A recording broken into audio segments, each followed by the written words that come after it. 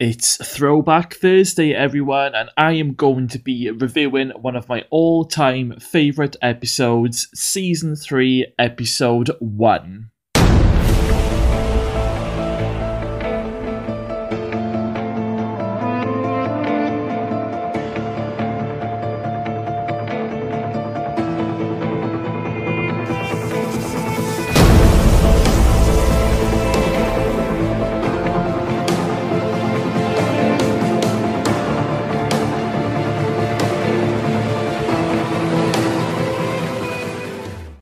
Season 3, Episode 1, the opening episode definitely smashed its way onto our screens. Now this was an absolutely amazing episode, so let's get started. So the episode opens up with Bea has been to court and she has been given life without parole. She's being escorted back into the paddy wagon and she's got like a load of reporters trying to take her photo, and there seems to be an interesting lady claiming that Bea is her hero. Ferguson is having a reprimand from hierarchies, and she's literally on her last warning. When Bea returns back to Wentworth, straight away this season already has a completely different feel. Bea is now officially the top dog, and she is running the show. Frankie is in charge of the kitchen and she seems to be happy with that. She's got her, her tag teammate Boomer, and there's loads of new faces. There's a new character called Jodie. There's also a psychologist called Bridget. It's quite clear from the beginning of this episode that Bea is in charge of everyone, and I mean everyone. She even has Miss Miles on the hop, Liz is in protection because of her lagging on Frankie in the previous season. Doreen is heavily pregnant and looks like she's ready to pop. Ferguson has been setting some strict rules in the prison over the last few months, and she ends up pushing the women over the edge with an instant smoking ban.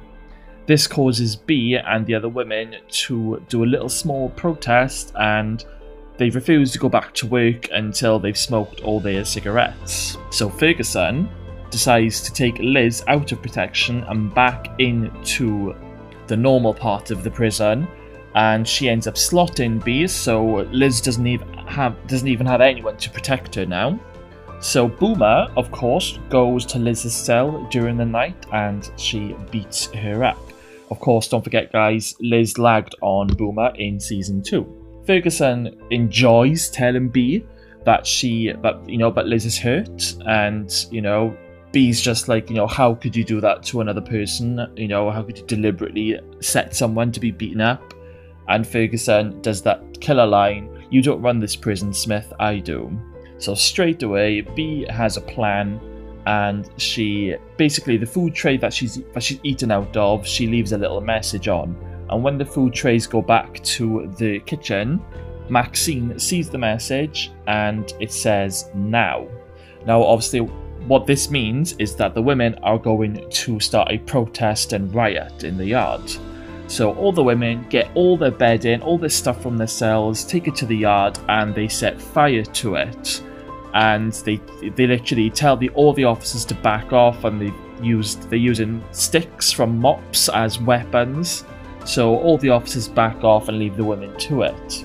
Channing is visiting Ferguson, and when Ferguson hears the news, she sets the prison into lockdown. Doreen runs to medical where she sees Liz to stay out of the riot. And Vera is in part of the prison by herself, and she's making sure that, all the women are on lockdown, but unfortunately all the women in H block aren't there, or so she thinks.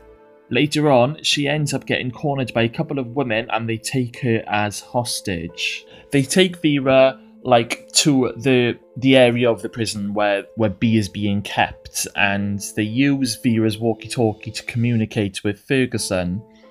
And they're literally just like, Ferguson, you fucking freak, answer me. So Ferguson is talking to the women and they're basically saying, open the door or Vera gets it. Ferguson decides to send more officers down to try and resolve the issue, but when the officers go down, they can't get through the doors. And then the women that have got Vera hostage tell Ferguson to look at the monitor, and they pull out a syringe of blood and hold it to Vera's throat, threatening to inject her if they don't open the doors. Ferguson actually still at this point refuses to do it, and the women are just like, this is your final chance, we will inject Vera. And Ferguson is just having none of it, and luckily, just in a split second, Channing grabs the walkie-talkie and instructs the officers to stand down and to let the women through, and to just basically do whatever they want and make sure that Vera doesn't get hurt. So they take Vera to the slot where B is, they take B out and put Vera in the slot, and then later on, Vera is in the slot by herself and she is rubbing her neck because she can feel blood. And unfortunately, her neck is bleeding and there's blood all over her fingers. So, has Vera caught something? It cuts back to the yard then for an absolutely epic final scene. And the women want to speak to Ferguson, so Ferguson comes out and she goes into the yard. And B steps forward and they both just stand face to face. B basically tells Ferguson that, you know, what her demands are.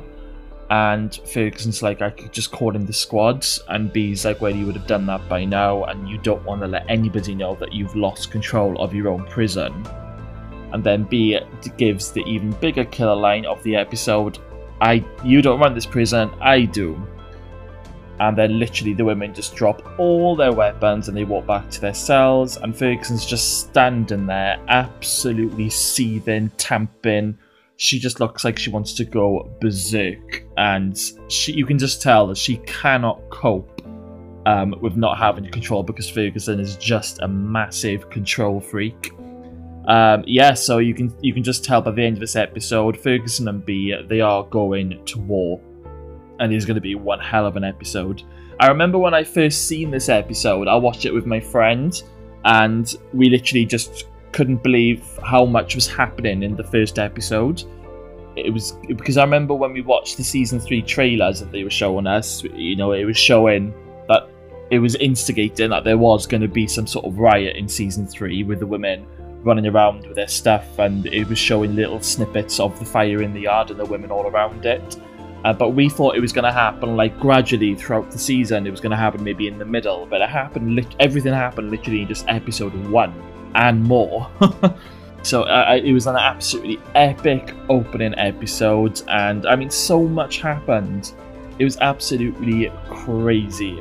I actually watched this episode today just to refresh my memory to do this review, and I've probably seen this particular episode quite a few times, and it never gets boring.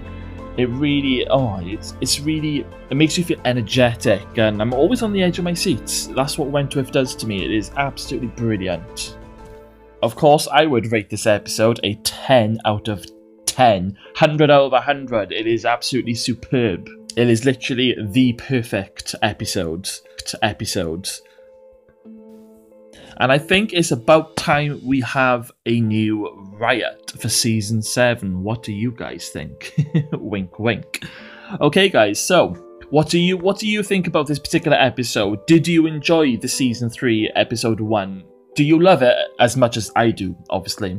Let me know your thoughts in the box below. And also, if there was to be a riot in season 7, who would you like to be involved? What circumstances would you like to see in a new riot in Wentworth? Let me know in the comments box below. And I will see you next Thursday for Throwback Thursday. And don't forget, guys, on Sundays is Top 10 Sundays. So I'll see you next time.